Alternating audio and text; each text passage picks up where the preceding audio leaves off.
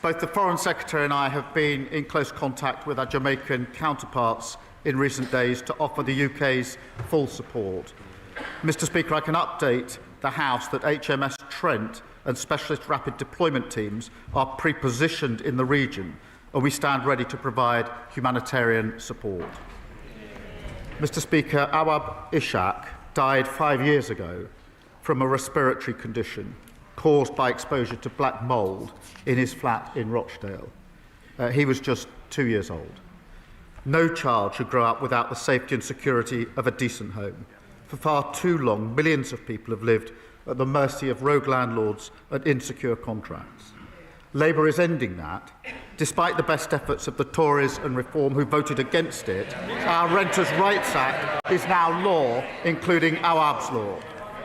Fighting for working people, that's the difference a Labour government makes. And on that issue, Mr. Speaker, this government has secured the biggest deal to manufacture Typhoon fighter jets in this country for almost 20 years. We secured that deal because the UK is back as a leading and trusted member of NATO.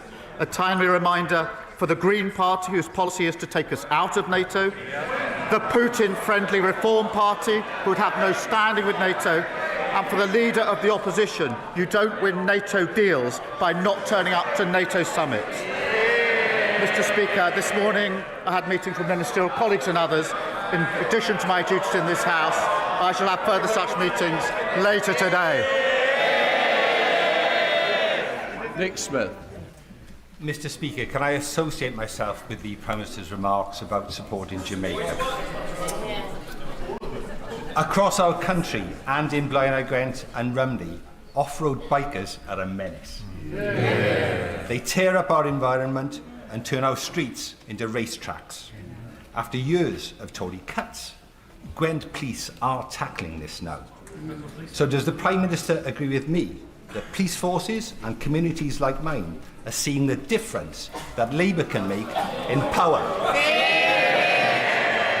Well, I share my honourable friend's determination that everyone feels safe and secure in their community. Neighbourhood policing was decimated by the party opposite, and we're restoring it with 3,000 extra officers by spring. We're also giving them the powers, Mr. Speaker, they need, including tough new respect orders that allow the police to seize and destroy vehicles within 48 hours. The Tories walked through the lobbies with Reform in voting against our crime and policing bill. The opposition, Kemi Byrne. Thank you, Mr. Speaker. Last year, in its manifesto, Labour promised not to increase income tax, not to increase national insurance, and not to increase VAT. Does the Prime Minister still stand by his promises? Well, Mr. Speaker, I'm glad that the Leader of the Opposition is now finally talking about the economy. I can update the House, Mr. Speaker. Retail sales are higher than expected. Inflation is lower than expected. Growth has been upgraded this year. And, Mr. Speaker, the UK stock market is at an all-time high. The budget is on the 26th of November, and we will lay out our plans. But I can tell the House now that we will build a stronger economy, we will cut NHS waiting lists and deliver a better future for our country. Well, Mr. Speaker, yes. What a fascinating answer. It is not the same answer that I received when I asked exactly the same question, word for word, on the 9th of July. Then the Prime Minister replied with just one word, yes, and then he sat down with a smug grin on his face. What's changed in the past 4 months?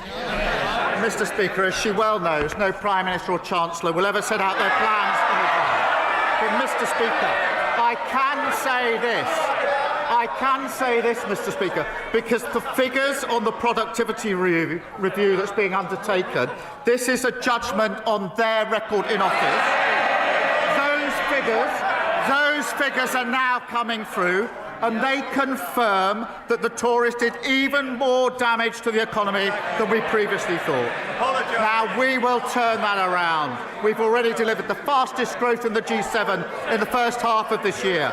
5 interest rate cuts in a row. Trade deals with the US, EU and India. They broke the economy. We're fixing it. Mr. Speaker, he says no Prime Minister or Chancellor will say these things before the budget. Has he told his Chancellor? Because she's been out there flying kites, causing constant speculation around the budget that is damaging the economy. All week, they've been briefing about tax rises. What we've heard is that he does not have a plan. So we have some ideas for him. Yes. Yesterday, they can... Yes. Mr. Speaker, it's quite clear that they need some ideas. Yes. On this side of the House, we believe in scrapping taxes on family homes. Yesterday, we voted to abolish stamp duty. They voted against it. Even the Deputy Prime Minister, or the former Deputy Prime Minister, who resigned in disgrace for not paying stamp duty, voted to keep it. So, Mr. Speaker, I will remind them, on this side of the House, we know that abolishing stamp duty is how we get young people on the housing ladder and get the economy growing. So why won't he scrap this terrible tax? Why didn't they do it then in 14 years in office? Mr. Speaker, as I said, the productivity review figures are now coming in, and they show the true extent of the damage that they did. And she asked us to take advice from them. We all know these figures are coming out. We all know that austerity damaged the economy on their watch. The botched Brexit deal damaged the economy on their watch. Liz Truss's mini-budget damaged the economy on their watch. So we'll take no lectures or advice from them on the economy. They won't be trusty on the economy for generations to come. And Mr. Speaker, that's why at our budget, I can be clear, there will be no return to austerity. That's what broke the country. No return to the instability of their mad borrowing spree, and we'll end the unfairness and low growth that squeeze living standards for working people. That's the path to national renewal. Mr. Speaker, Conservatives reduced the deficit every year until the pandemic. We more than doubled the personal allowance. We left 4 million more jobs than we found from Labour. We brought inflation down to 2%. It's nearly double. Mr. Tufnell, you're in my sights. The pantomime season has arrived, so don't start it too early.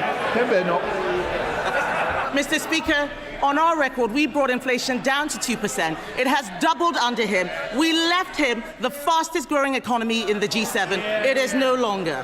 The truth is, they have no ideas. We're giving them some. There is another way to get growth. It's cutting welfare spending and getting people into work. Last month, I offered to work cross-party with him to bring down welfare spending, because he knows, and we know, that he'd rather dip into people's pockets than upset those people behind him. Instead of tax rises, will he work with us to find a way to cut welfare spending and get Britain working again? Mr. Speaker, she talks about their record. Let's go through it. They crashed the economy. Inflation went up to 11%. Mortgages went through the roof. Welfare spending went up £33 billion, and they want to give us advice. And they reduced the UK to a laughing stock. Because of our budget, Mr. Speaker, waiting lists have come down, wages are up, mortgage rates are down, and other countries want to do deals with us. Just on Monday of this week, the Turkish government signed an £8 billion deal for typhoons.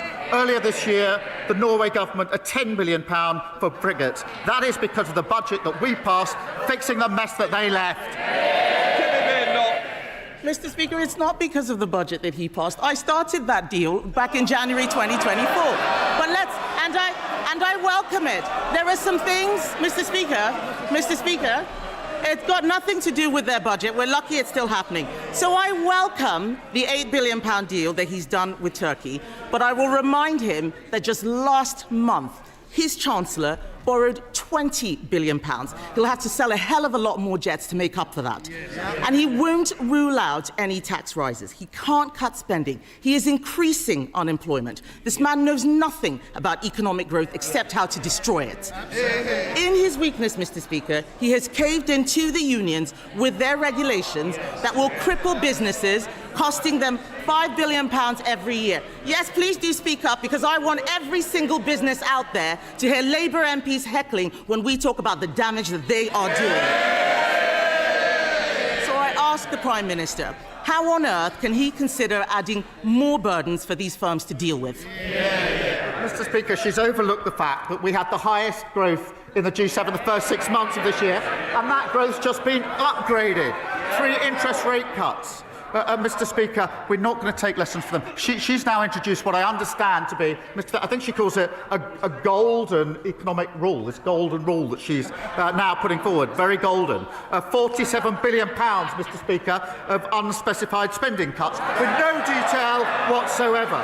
Mr. Speaker, let me put that in context. That would be 85,000 fewer nurses, 234,000 fewer teachers, or cutting every police officer in the country twice over. No wonder the Institute for Government said she's on shaky foundations. That's exactly what caused the problem in the first place. Mr. Speaker, the fact that he has to stand there and make stuff up just shows what kind of Prime Minister he is. We had an itemised list. We had an itemised list of 47 billion. 23 billion was on welfare spending, which I asked him to work with us to cut. He refuses to do so. All he knows how to do is tax, tax, tax. If you work, they tax you more. If you save, they tax you more. If you buy a home, they tax you more. None of these taxes were in the manifesto, which he had 4 years to prepare. Mr. Speaker, he is raising taxes because he is too weak to control spending. He's blaming us, he's blaming the OBR. Last week they were blaming Brexit. Isn't the truth that with this Prime Minister, it's always someone else's fault? They were kicked out of office because they broke the economy. They won't be trusted for years to come. She can't tell us what her position is on the last budget, and she's got a phantom £47 billion with no foundation as we go forward. That's exactly the mess that they caused. They've not changed one bit. Meanwhile, we're fixing their mess. 5 million extra NHS appointments, 5 interest rate cuts, growth and wages up. That's a change the Labour government made. Thank you, Mr. Speaker. As Palestinians try and rebuild their lives amid the rubble of Gaza, last night, once again, dozens of innocent people were killed by Israeli airstrikes. What will the UK do, along with our international partners, to hold the Netanyahu government to account for its actions? And what more can we do to ensure that aid gets in, as the IDF blocks aid in breach of both the peace agreement and international law? Well, I thank him for raising this, and I'm deeply concerned, Mr. Speaker, by the strikes, and that underlines the fragility of the ceasefire deal. All sides need to uphold President Trump's peace plan. It is the only route to long-term peace for Israelis and Palestinians. We are, of course, in close touch with the US and regional allies, pushing for de-escalation. Mr. Speaker, the scale of destruction in Gaza is unimaginable. The immediate priority remains getting aid in at the speed and the volume needed. Thank you. We come to the Leader of the Liberal Democrats, Sir Ed Davey. Thank you, Mr. Speaker. And can I associate myself with what the Prime Minister said about Jamaica and indeed all those islands and countries affected by Hurricane Melissa? Our thoughts and prayers are with all those affected. And I'm sure the whole House will want to join me in paying tribute to Prunella Scales, Mr. Speaker. I suspect I'm not the only member of the House with a Fawlty Towers DVD box set. She will be greatly missed. Mr. Speaker, across Europe, in countries like Poland, Germany and France, we've seen evidence of dangerous Russian interference in their politics. Last month, the former leader of a major party in Wales pleaded guilty to taking bribes to make pro-Russian statements.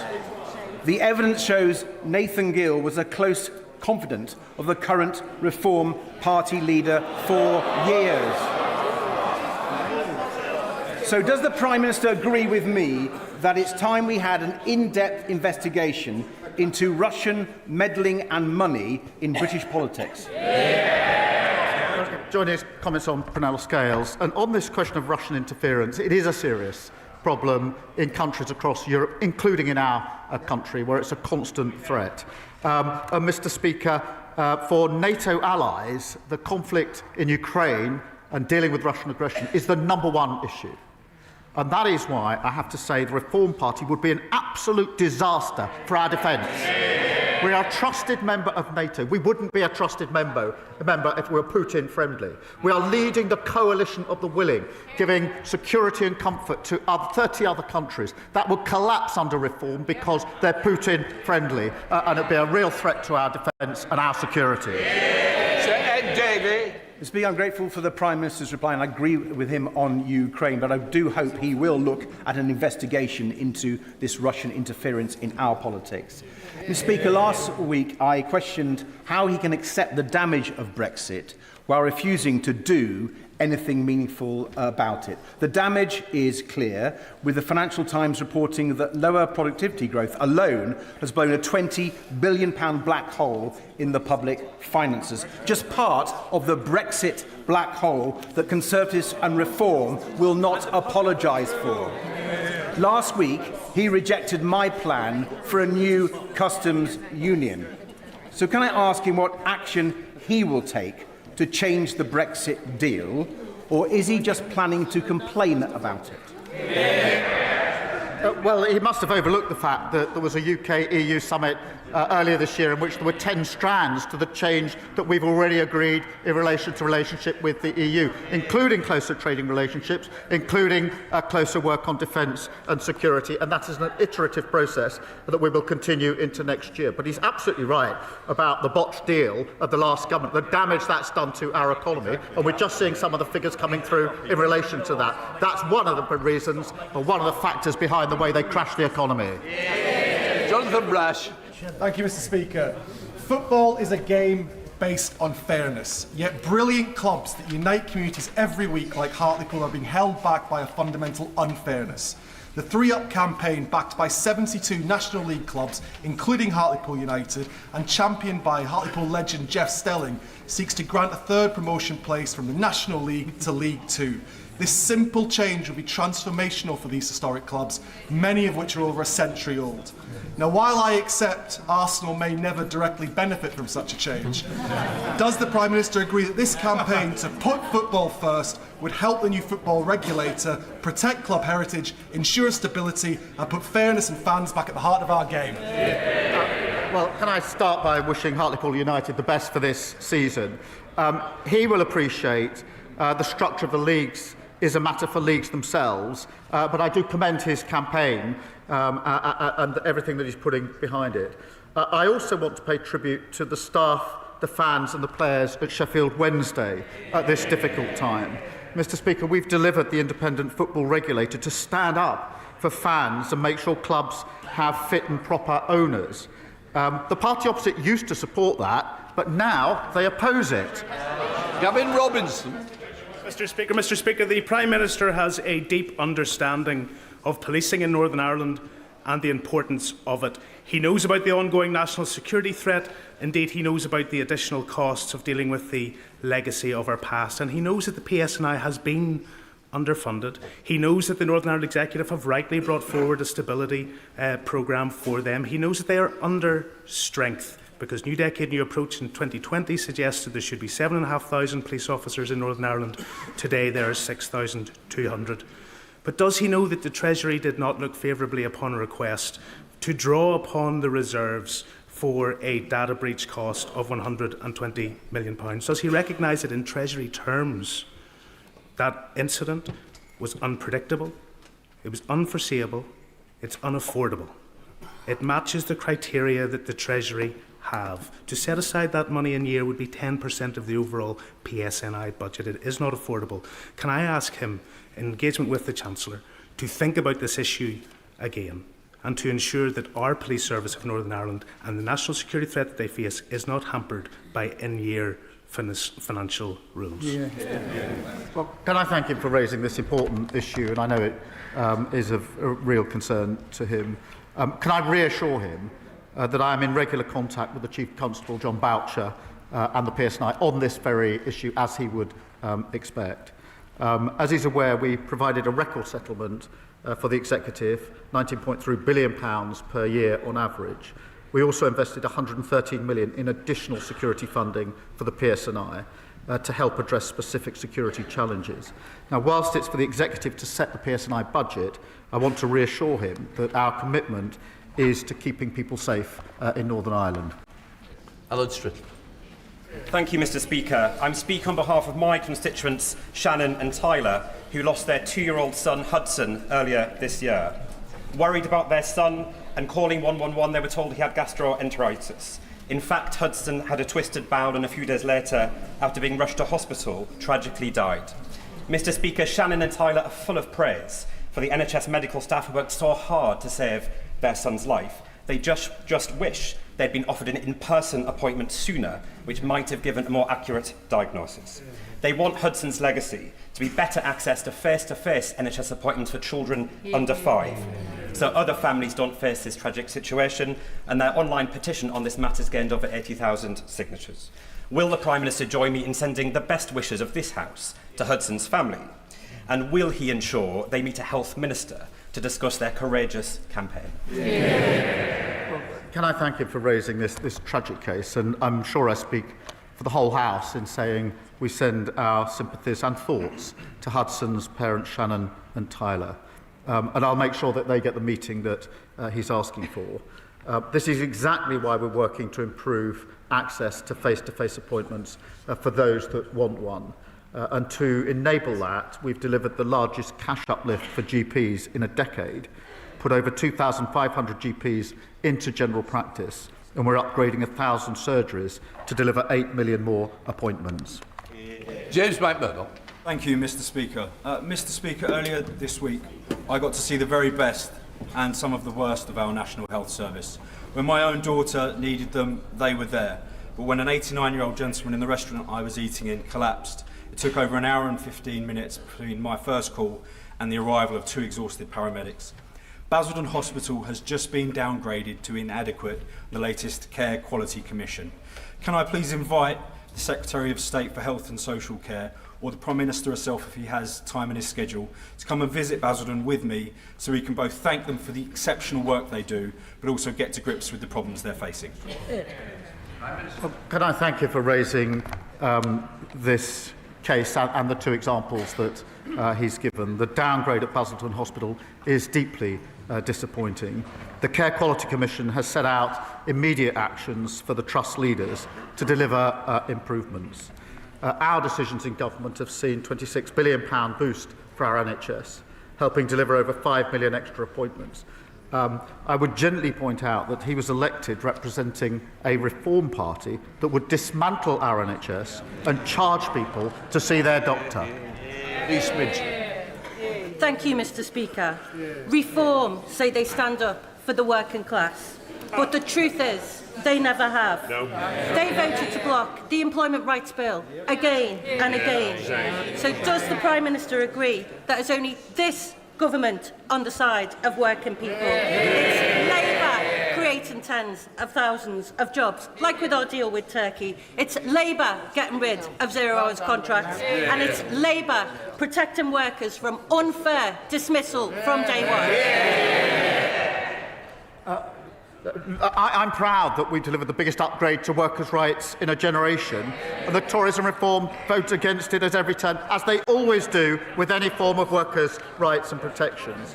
And in relation to the deal that we struck on Monday, Mr. Speaker, with Turkey, that is a deal worth £8 billion, 20,000 jobs, 10 years of work in manufacturing with the typhoons. That is only possible because we're a trusted member of NATO, and Reform have been an absolute nightmare on defence because they would not be a trusted member of NATO because they're Putin friendly. Thank you very much, Mr. Speaker. Targets for cancer patients beginning treatment within 62 days hasn't been met by any NHS trusts for 10 years, a legacy of the last Conservative government. If this target had been met in every month of 2025, so far nearly 3,000 breast cancer patients would have started their treatment on time. Will the Prime Minister ensure that the National Cancer Plan, which I asked for a year ago, makes it possible for the 62-day target to be met, along with recruiting much-needed cancer specialists and replacing outdated equipment?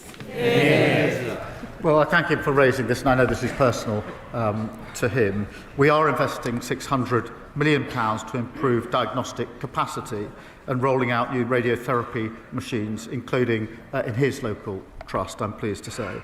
We have seen real improvements. 148,000 more people now have cancer diagnosed or ruled out within 28 days, but I acknowledge there is more to do on this. The National Cancer Plan will set out how we will go further and deliver the best care for every patient. Mr.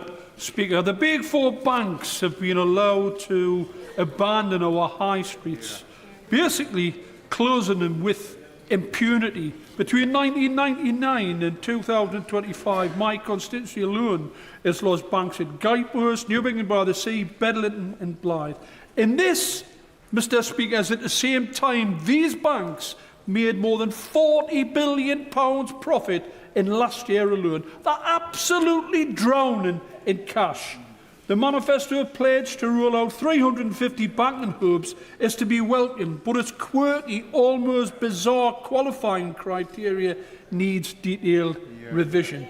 Will the Prime Minister commit to a wholesale review of personal face-to-face banking, which would enable local residents and local businesses, alongside many vulnerable people, to access their own money in their own time on their own high street? Well, can I thank you for raising this? And I know how important face-to-face banking is on our high streets. We have committed, as he says, to rolling out 350 banking hubs across the United Kingdom.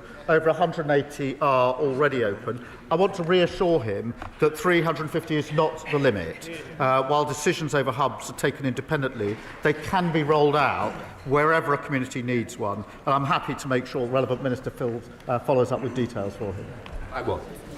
Mr. Speaker, I'm proud that the last government introduced the triple lock and we're committed to keeping it. But from...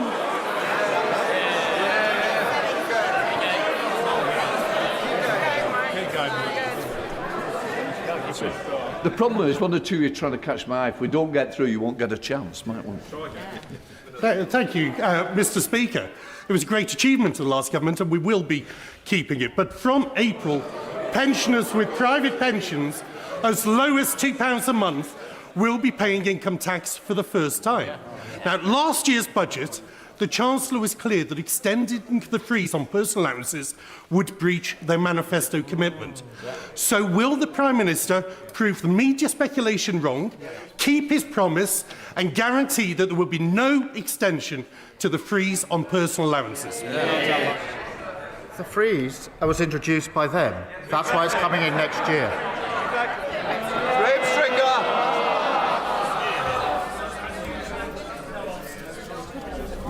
Mr. Speaker, the Honourable Member for West Suffolk, when he was an official, produced a devastating report on the Home Office.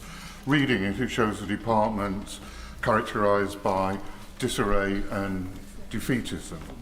There have been 12 Home Secretaries over the last 30 years, some better than others, but none have managed to get this department in order to deliver the services that people should expect in this country. Will the Prime Minister give the new Home Secretary the necessary resources and policy interventions to make sure that she can be successful? Yes, she's bearing down on the challenges at the Home Office, most of them inherited from the last government, and we will make the changes necessary, and I have every confidence in the Secretary of State to do so. Fan of the House, Sir Edward Lee. After all the hatreds in the world today, wasn't it a lovely moment to see the King and the Pope pray together in the Sistine Chapel? Doesn't it give us hope that these historic divisions can be resolved? And doesn't it give us hope that despite the fact that Ukraine and Gaza may seem intractable problems, if we have the will to preserve the freedom of all people to live in their own country, and if we have the will to have faith in our common humanity, these problems can be resolved and we can win through. Can I agree with him? I thought the King and the Pope praying together was an incredible message to the world and very, very powerful. And I agree with him that if we all work together, we can actually bring people together, notwithstanding the very many difficulties and challenges that poses around the world and in our own country. It's why, so far as we can, we should be uniting on national patriotic renewal in this country, rather than the toxic division that we see on some of the benches opposite. Daniel Zeitner. Mr. Speaker, Cambridge is one of the most intensive science and innovation sectors clusters in the world, and that success is based on openness to talent. Now, at the moment, in many American universities, there are many well-qualified people pondering their futures. What a fantastic opportunity, but it is a global competition. So can I ask the Prime Minister what our government is doing to make their destination of choice the United Kingdom? Well, my honourable friend's constituency is just one example of why the United Kingdom is a world leader in educating and attracting the brightest minds. Our immigration white paper includes changes to make sure more of the world's best graduates and entrepreneurs start their careers and their businesses here. Mr. Speaker, we're also boosting our R&D sector with more than £86 billion, making sure we continue to attract the best and the brightest. Alison Griffiths. Thank you, Mr. Speaker. Last weekend, I spoke to Paul, who runs Bar Humbug Sweets in Littlehampton. And yesterday, I heard from Matt, a tech entrepreneur whose British company employs thousands worldwide. Their businesses couldn't be more different, but they both told me the same thing. This government is piling on new taxes, regulation and costs that make it harder to create jobs, invest and grow. So when will the Prime Minister stop choking opportunity and start backing the people who create jobs in the first place? Well, Mr. Speaker, our small business plan was widely welcomed by small businesses across the country, not least because of their input into it. But she complains about the measures we had to take at the last budget, including national insurance. It says chose to take. They still can't say whether they'd reverse them. They know nothing about the damage they did to our economy. Janet Davey. Mr. Speaker. Mr. Speaker, I'm wearing all black today, and that's to demonstrate my sorrow due to a fatal stabbing that took place in my constituency yesterday. Now, we all know that one death is one death far too many, but I've had 2 deaths in my constituency in the last few weeks. My community needs reassurance. Knife crime must end. Can the Prime Minister say what more his government is doing to tackle knife crime? Well, can I thank her for raising these tragic cases which have a huge impact on families, friends and communities. And I know that she's a passionate and dedicated campaigner on this issue. Every single life that's lost to knife crime devastates communities, and that's why we've banned zombie knives and ninja swords and have strengthened controls on online knife sales. Mr. Speaker, we're also giving stronger powers for police in our crime and policing bill, which both the Conservatives and Reform voted against. Glover. Thank you, Mr. Speaker. I had the recent privilege to visit Fitzwarren School in my Oxfordshire constituents, Didcot and Wantage, the only special school that we have, and see the excellent care and education that they provide. Given the urgent need for more funding for additional special schools and to enable special schools to spread their expertise to mainstream schools, what does the Prime Minister say to parents and education workers who are desperately worried by his government's decision announced last week to delay SEND reforms? Well, I'm grateful for him raising this, and I think the broken SEND system is the issue that's been raised with me more frequently than any other issue at Prime Minister's questions. That's why we do need to review it. It's not working for any of those involved, particularly children and parents. It is important that we get it right, and insofar as we can, that we get a consensus about how we go forward, and that's what we're attempting to do. Mr. Speaker, a 4th patient has entered the glioblastoma drug trial set up in memory of my late sister. Today, we are joined by Ben Trotman, a patient of a similar trial in 2022, funded by the John Moulton Foundation. Since then, Ben has married Emily, and in March they welcomed beautiful baby Mabel. Can I ask the Prime Minister when the National Institute for Health Research will spend the 40 million given in 2017 for trials on brain tumours? Or will glioblastoma patients always rely on the grief-stricken or philanthropist for life and hope? Well, Mr. Speaker, can I begin by paying tribute to her sister Margaret, who was a guiding figure in the Labour Party, and the powerful legacy that she left in helping us to tackle brain cancer. We are determined to improve cancer survival rates and hit all NHS waiting times in relation to cancer, so no patient waits longer than they should. And that's why we're investing £1.5 billion in new surgical hubs and diagnostic scanners to help deliver over 30,000 more procedures and over 1.2 million diagnostic tests. Final question, Caroline John. Mr. Speaker, I recently met around 20 independent local traders in Totnes who are furious that the last bank in town will close in January and that Link have refused to consider a banking hub. My businesses and constituents, 1,100 of whom have signed a petition, deserve better. Now, the Prime Minister has just told the member for Blyth and Ashington that a banking hub can be rolled out wherever a community needs one.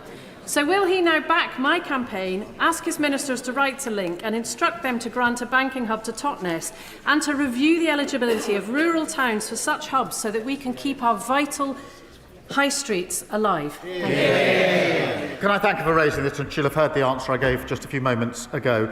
What I will ensure is that she gets a meeting with the relevant minister so she can put the case in relation to the banking hub in question. That completes questions. We'll let the front bench change over.